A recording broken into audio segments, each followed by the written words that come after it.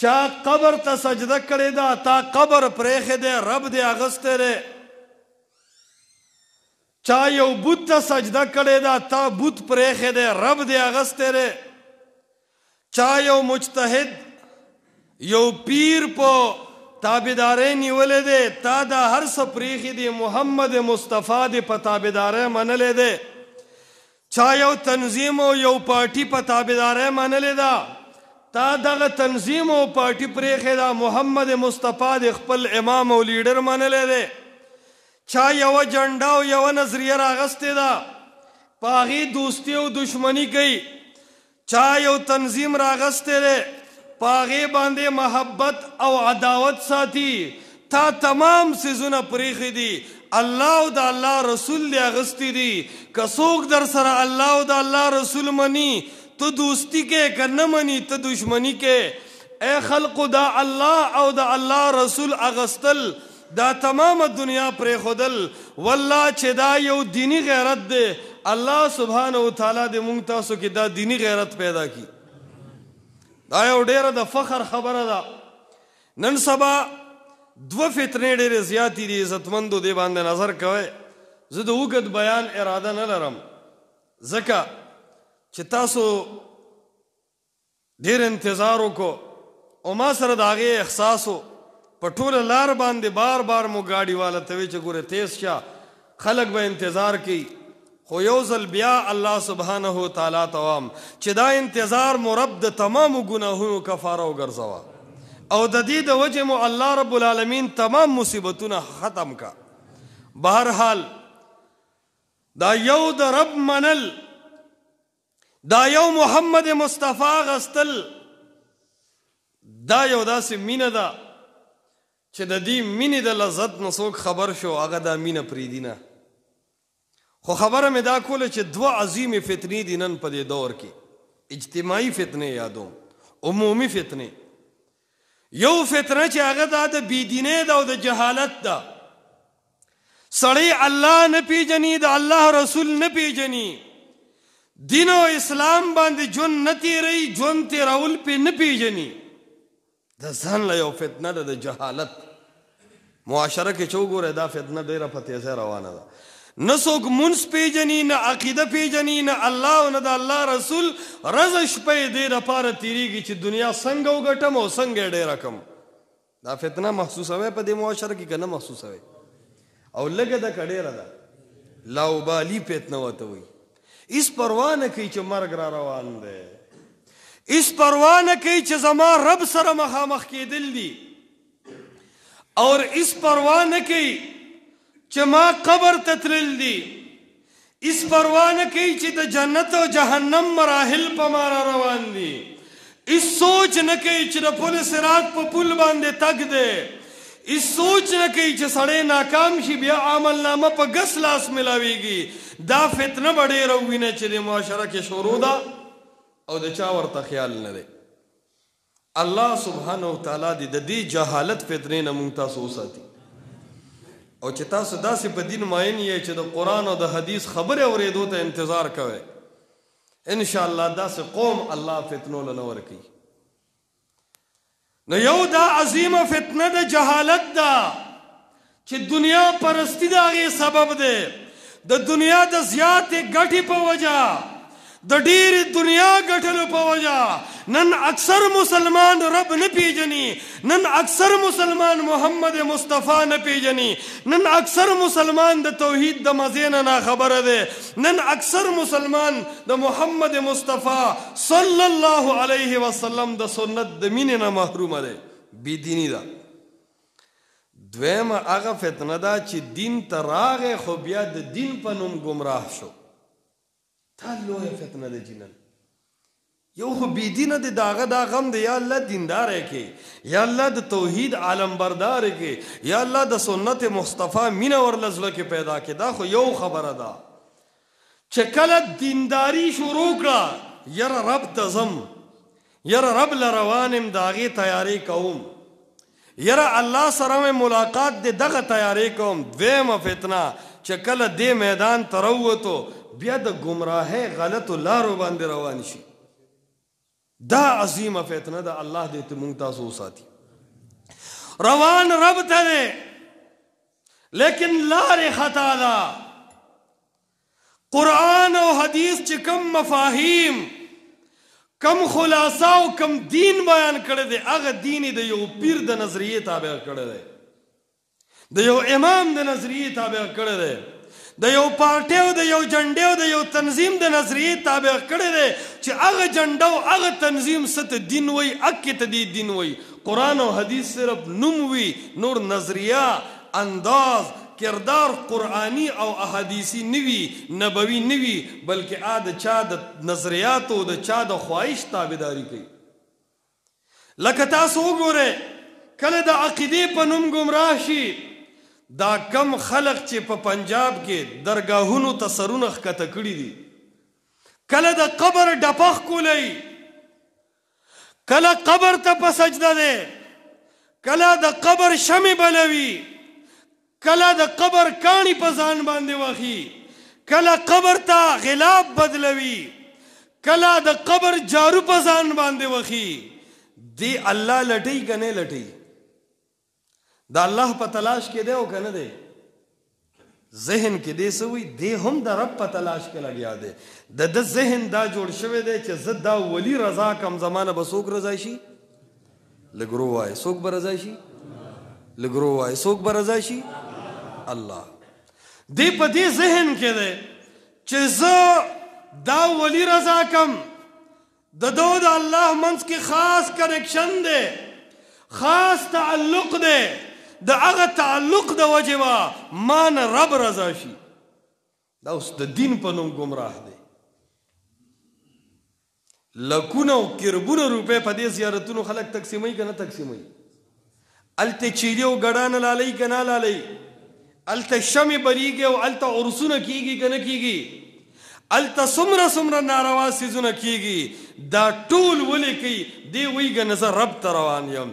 دا د رب د قرآن مقابله کې د قبر اغستی دی، هغه قبر پرستی د جهنم د تلو سبب دی. دی وایي که نه زه روان یم رب ته. قرآن وایي ویحسبون انهم مهتدون، د ګمان دا دی که نه زه رب ته روان یم، خو قرآن وایي رب ته خطا دی. ویحسنون صنعا، دی وایي که دا صحیح لار ده خو دغه لار د خطا ده. زین لهم الشیطان اعمالهم، شیطان ورته گمراهی خسته کړی ده. بس دی وایي چې کنه زه سم دم روان یم او رب ته روان یم. دا یو غلطی ده. نو چا د رب مقابله کې د یو سړي رای او د یو سړي قول اغستی دی، رب وایي فرقواریت مه جوړوه. رب وایي صرف زما لار کومه چې محمد مصطفی ښولې ده، کله چې الله بیان کو محمد مصطفی عمل کو، هغه ټیم د قرآن او د حدیث نه بغیر د یو تنظیم نوم و؟ تاسو نه تپوس کوم. ضروري نه ده چې زما خبرې واورئ، ځینې خبرې ممکن ده چې زما غلطي وي، ستاسو نه هم څه اورېدل غواړي. رسول الله علیه الصلاة والسلام چې کله د قرآن بیان کو او خپل اعمال جاری کول سنت له ترتیب ورکو، هغه وخت د یو تنظیم نوم و؟ یو جنډا په طور د اسلام مقرر و، یو پیر مقرر و، یو امیر او یو صدر صاحب، یو ناظم صاحب، یو مشیر صاحب مقرر و، او دین اسلام بیام کامل و. اشاره د دې خبرې طرف ته چې اے مسلمانه ته رب ته روان یې، نو دوه خبرې خپلې کا. یو خو بې دینۍ طرف ته مزه، ستا رب سره ملاقات دی، نو د رب لار رونیسه چې هغه قرآن او حدیث دی. دویم د دې قرآن او حدیث د محمد مصطفی صلی الله علیه وسلم نه علاوه، د اصحاب محمد نه علاوه د چا نوم، د چا لیبل، د چا جنډا دا ستا د نجات ذریعه نه چې جوړی دی. که په دې کې نجات وی، که په دې کې خلاصې وی، د الله پیغمبر به د الیوم اکملت لکم دینکم اعلان تر هغې پورې نه فرمایل تر څو چې موږ له تنظیم نه و جوړ کړی، تر څو چې موږ له پیر نه و جوړ کړی، تر څو چې موږ له ناظم نه و مقرر کړی. خو چې دا ټول څیزونه نه و او اعلان یې وکړو الیوم اکملت لکم دینکم واتممت علیکم نعمتی وردیت لکم الاسلام دینا. دا د دې دلیل دی چې زمونږ دین په قرآن او حدیث کامل شوی دی. اصحاب محمد هغه دین جاری کړی دی. نه د یو امام مجتهد ضرورت پرېښی دی، نه یو د پیر او د پاټۍ ضرورت پرېښی دی، نه د یوې جنډې ضرورت پرېښی دی. دا به د مسلمان عقیده وي چې زما دین او اسلام کې د فرقواریت گنجائش ہو، د فرقواریت گنجائش ہو، د جنډې گنجائش ہو، د ډله بازۍ گنجائش ہو. اليوم اکملت لکم دینکم واتممت علیکم نعمتی وردیت لکم الاسلام دینا. دا اصل اساس دے. دا قرآن دا رب کتاب دے، دا دا رب پیغام دے. اے مسلمان دا مطالعہ کا، دا اگورا دے کہ رب ناشنا قوانین بیان کری دی. بے دا رب دا کتاب نا جن متے روا. اور دویم نمبر دا محمد رسول اللہ صلی اللہ علیہ وسلم احادیث چې دا د دې قرآن یو عملی نمونه ده، یو پریکټس دی اور یو پریکټیکل دی. چې قرآن تفسیر په خپل عقل مکوا، د دې قرآن د تفسیر دپاره الله رب العزت یو شخصیت مقرر کړی دی چې هغې ته وایي محمد رسول الله صلی الله علیه وسلم. دا قرآن او حدیث دا د اتفاق طرف ته دعوت ورکوي. انما المؤمنون اخوه، مسلمانان رونه رونه دي، مؤمنان رونه رونه دي. او کله فرمای واعتصموا بحبل الله جميعا، د الله په کتاب په قرآن او په حدیث منګولې کلکې کې، خو یو فریض وسر کوي چې ولا تفرقوا، امت ډلې ډلې مه کوئ. کله کله قرآن وایي چې کله ته ډلې ډلې کېږي او ته اختلافات کې فتفشلوا وتذهب ريحكم، ستا حوصله به کمزوري شي، ته به وخوایېږې، ته به په میدان کې مخکې سفر ونه کې. دا قرآن او حدیث دا ډېر د امن منهج دی. دا خراب څه شي کړل؟ دا د قرآن او حدیث په نوم باندې چې خلک د قرآن او حدیث نه اوړي، دې ډېره لویه تباهي وکړه. د قرآن او د حدیث منلو سره سره مونږ زړه کې ډېر بوتان ایښي دي. که یو سړی د زمزم په اوبو باندې اودس وکړي خو کپړو باندې ګندګي ده، دی چې مونځ ته ولاړي دا مونځ کېږي ولې؟ او داسې د زمزم په اوبو کړی دی خو ګندګي ځان سره وړې ده. مونږ لیبل د قرآن او حدیث او د دین او د اسلام او د ډیرو خبرو لګو، خو ځان سره مو داسې ګندګۍ د پاټو، د شخصیاتو، د مقابرو، د اکابرو لیکلي دي، هغه مو تړلي دي چې مثال مو د هغه سړي دی چې د زمزم په اوبو مو اودس کړی دی خو بیا مونږ جامې پلیتې دي. دې وجه نه دې میدان له دوه قسمه خلک پکار دي. یو مخلص علما چې هغه په ناره خېټه بغیر د سلالچی دنیاوی نه دا د قرآن او د حدیث پیغام دنیا ته ورسوي، دا خلک هم پکار دی. او داسې مخلص عوام هم پکار دي چې هغه قرآن او حدیث دکی او د قرآن او د حدیث په نوم چې خلکو ځان لکم شیطانی گمراهۍ جوړې کړي دي، د هغې نه هم ځان وساتي. او هغه لار اله ده چې کله مونږ تاسو د قرآن او د حدیث د درسونو ته رانږدې شو، دې کې زمونږ انتهایی عزت دی. او پیغمبر پاک صلی الله علیہ وسلم فرمایلی، مسند احمد کې روایت دی، فرمایلی اے زما امتا تر څو چې تاسو زما په دې پرېښودلی شوي دین باندې عمل کوئ، ستاسو روب او دبدبه به د دشمن په نظر کې ډېره زیاتي. اور بیا یې وفرمایل کله چې تاسو اسلام پرېږدئ، دین پرېږدئ، قرآن پرېږدئ، احادیث د محمد رسول الله صلی الله علیه وسلم پرېږدئ، د الله حبیب فرمایلیو چې فسلط الله علیکم الذله، الله به په تاسو باندې ذلت او کمزوري راولي. نن مسلمانانو قرآن او حدیث پرېښی دی، خپل تنظیم، پارټۍ، پیر، مشر، جنډې، آرا، نظریات، عبارات، اکابر، مقابر دې پسې روان دی. نو اسلام یې څه خوند شته؟ کمزورۍ طرف ته روان دی. د عوامو غلطي څه ده؟ عوامو د قرآن او حدیث دا نه کړل، دا یې صرف مولا ته پرېښي دي. کنی که عوامو دا نیت وکړو چې دا قرآن او حدیث زه زده کوم، دې کې دا مولوي صاحب خپلې خبرې کمې کوي او دې کې د الله او د الله د رسول خبرې کمې دي. که دا نیت د عوامو کو بیا څوک ګمراه کولی، څوک یې پاټۍ پسې روانولی، څوک یې د یوې جنډې او تنظیم تابع کولی، څوک بې د رسول الله صلی الله علیه وسلم او اصحاب محمد نه بغیر بل چا په لار او د بل چا په مشره باندې مکلف کولې خو اے عوامو څه غلطي ستاسو هم ده یو ښه ګاډي کې ته کېناستې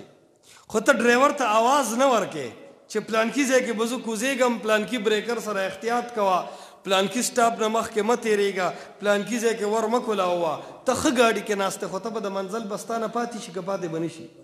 ته چې آواز نه کوې ګاډی به کم ځای ته رسېدلي او ته به شاته پاتې شوي ای خلکو تاسو په بهترینو ګاډو کې ناست وې خو تاسو ډرایور باندې ځان بیخي غلی کړی دی که هغه ګاډی په هر خوا روان کړی دی تاسو لږ خپل هم دا سټیشن یې وپېژنئ د لارې وپېژنئ دې کې مو کامیابي ده د دنیا یو آبادي چې جوړو دنیاوي کاري هلته ښې مشورې کوو که نه کوو اعلی سیمټ ګورو چې سیمټو کې یاره چراټ سیمټ ښه دي بس دا ولګوه یاره عسکر ښه دي فوجي ښه دي دا ولګوه بیا سیخ کې یاره کم ځای به ښه سیخ میلاو شي ریټ به کم ځای کې ښي دا ټولې خبرې کوو چې دکان جوړ کې په ګله باندې پردې سړی کېنی که خپل سړی زوی پې هم اکثر سړی نه کېږي کوشش دی چې خپله کېني کني بیا ډېر قریب سړی په ګله باندې کېني ګله بل چاله نه ورکوي نو چې دا ګله درته قدرمند ښکاري بل چاته نه ورکوي نو دا دین د ګلې نه زیات قدرمند دی او که نه دی په دې دی ولې بلا ډرایوران کېنولي دي په کار دا دی ای مسلمانه ته قرآن او حدیث دکا عالم پس روان شه خو په دین یک چې تا ته قرآن او حدیث ښیي کله چې عالم فرقې پس روان شو تنظیم پارټۍ جنډې پس روان شو د رحمت الله علیه او د مرحومانو مکلف کوي دي ته پوه شي چې دا اوس د ده د خېټې او د ده د جیب خبره ده د دې د الله او د الله د رسول صلی الله علیه وسلم سره څه کار نشته عرض مې دا کو دی دین کې مونږ د الله او د الله د رسول صلی الله علیه وسلم د احکاماتو تابع یو نو ټولې څو فتنې شوې دوه اوله فتنه د جهالت ده الله دې مونږ تاسو د جهالت د فتنو نه وساتي الحمدلله وینو چې د الله کتاب ته او د الله د پیغمبر احادیثو ته څوک دومره ناوخته پورې ناست وي دا په تاسو د رب احسان دی چې د جهالت د فتنې نه بالکل بچ یې خو دا دویمه فتنه چې د دین په نوم باندې سړی ګمراه شي ګورې د دې ډېر احتیاط کوئ دین قرآن دی او دین احادیث د محمد مصطفی صلی الله علیه وسلم دی د دین علاوه چې څومره څه دي نو شیخ الاسلام حافظ ابن قیم رحمت الله علیه او امام شافعي خپلو اشعارو کې رد کړي دي چې بې د قرآن او د حدیث نه څومره چې دي دا ملعبه ده دا مشغله ده دا دین او دا اسلام او دا مذهب نشي کېدی نو په دې قرآن او حدیث باندې کلک شی وروړو خپل غمونه دا د قرآن او حدیث تابع کې خپل خاده او خپل معاملات دا د قرآن او د حدیث تابع کې خپل معاشره د قرآن او د حدیث تابع کې او خپل عقیده هم د قرآن او د حدیث او د رسول الله صلی الله علیه وسلم تابع کې دا زموږ ستاسو نجات دی ځکه دا ژوند ختمېدون کې دی ای مسلمانه دا ډېره ښایسته ځواني یو نه یو ورځ ختمېدونکې ده دا ډېر مال یو نه یو ورځ ختمېدونکی دی دا ډېر جایداد یو نه یو ورځ پاتې کېدونکی دی دا ډېر دولت یو نه یو ورځ تقسیمېدونکی دی ای مسلمانه کله چې ستا ځواني عمري نه ده ای مسلمانه کله چې ستا مال د تا سره وفادار نه دی اے مسلمانه کله چې ستا اولاد همیشه د ستا دپاره نه دی نو ته ولې د هغه سفر تیاری نه کوې کم سفر چې همیشه دی اے مسلمانه ته د هغه سفر تیاری ولې نه کوې د کم سفر نه چې خلاصي نشته اے مسلمانه ته د هغه کور تیاری ولې نه کوې چې هغې کې به ته ورتللی نه ته به ورځې نه ته به ورکوزولی شې ته د هغه لامبلو دپاره تیاری ولې نه کوې چې ته به لامبې نه ته به لامبولی شې ته د هغه لباس فکر ولې نه کوې چې هغه به ته اچوې نه تا ته به اچولی شي ته د هغه کټ تیاری ولې نه کوې چې هغې کې به ته سملې نه ته به سملولی شې اے د آدم بچیا محمد مصطفی صلی الله علیه وسلم فرمایلو اکثرو ذکر هاضم اللذات اے مسلمانا کله کله مرگ یادوا کله کله د قبر د عذابونو یادوا کله کله پولیس رات یادوا کله کله رب سره ملاقات یادوا کله کله د جهنم سخت یادوا کله کله د جهنم عذابونه یادوا ژوند دې تیریږي دا توره ږیره سپینه شوه رب له دې څه وکړل قرآن دې څومره زده کو احادیث د محمد مصطفی دې څومره زده کړل د قرآن او د حدیث په مینه کې لګیا یې که د چا د تنظیم او د چا د جنډې د چا د فقه او د چا د مفتابهي اقوالو په نوم د ژوند تیریږي اے مسلمانا نن د رب په دې کور کې په خپلو ټولو ګناهونو رب ته د جړا عزم کو که نه کو رب ته جاړو که نه جاړو چې اے رب ما معاف کې دویم دا عزم کو که نه کو چې آینده ژوند به زما د یو تنظیم پارټۍ فرقې دپاره نه وي آینده ژوند به زما د قرآن او د حدیث د زده کړې او د دې د پرچار دپاره وي دا عزم کوئ که نه کوئ څوک چې وایي چې آینده به د الله د کتاب د محمد مصطفی صلی الله علیه وسلم د احادیثو پرچار کوم او د دې تابعدار به هغه لاسونه اوچت کې انشاءالله دا د قرآن او د حدیث د علماو سره به کلکه ملګرتیا کوو که نه به کوو په ناره خېټه به دا د قرآن او د حدیث پیغام دنیا ته رسو که نه به رسو څومره علما چې د قرآن او د حدیث خدمت کوي شانه به شانه به د دې علماو سره ملګرتیا کوو که نه به کوو اقول قولي هذا استغفر الله لي